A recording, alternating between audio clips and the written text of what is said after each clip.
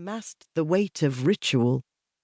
I'd come to that corner of Sussex idly and with no intention of staying long, but it seems to me now that the river cast a lure, that it caught me on the fly and held me heart-stopped there. And when things began to falter in my own life, it was the ooze to which I turned.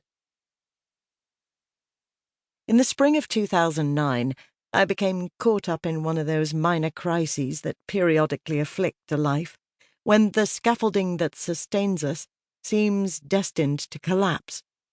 I lost a job by accident, and then, through sheer carelessness, I lost the man I loved. He was from Yorkshire, and one of the skirmishes in our long battle concerned territory, namely, where in the country we would make our home. I couldn't relinquish Sussex, and nor could he quite edge himself from the hills and moors, to which he had, after all, only just returned. After Matthew left, I lost the knack of sleeping. Brighton seemed unsettled, and at night it was very bright.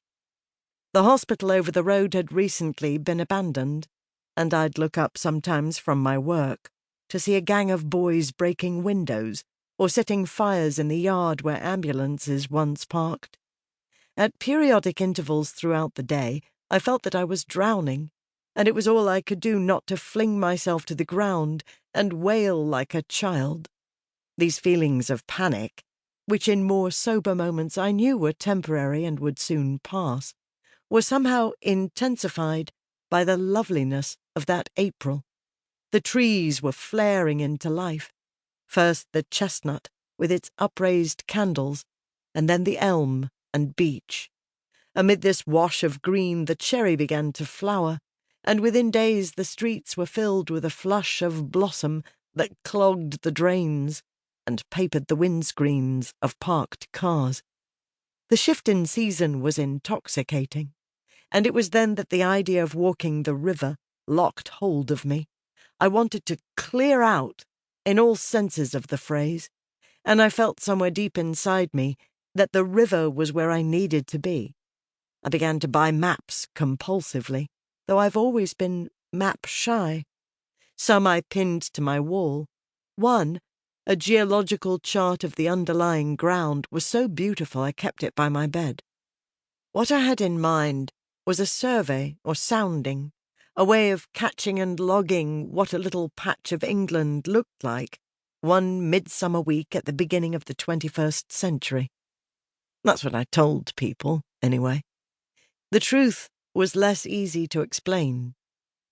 I wanted somehow to get beneath the surface of the daily world, as a sleeper shrugs off the ordinary air and crests towards dreams.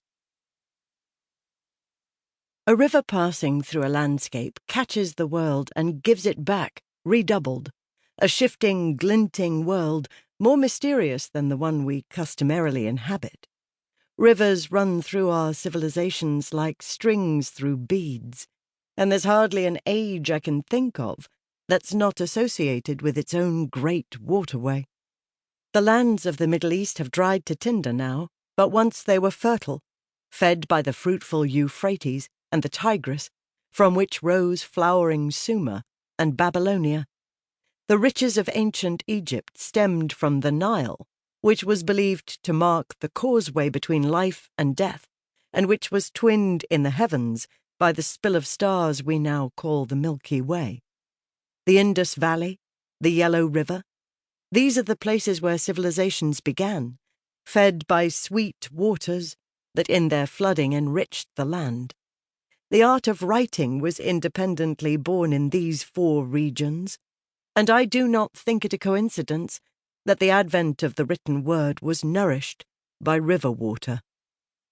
There is a mystery about rivers that draws us to them, for they rise from hidden places and travel by routes that are not always tomorrow where they might be today. Unlike a lake or sea, a river has a destination, and there is something about the certainty with which it travels that makes it very soothing, particularly for those who've lost faith with where they're headed. The ooze seemed to me, then, to be composed of two elements.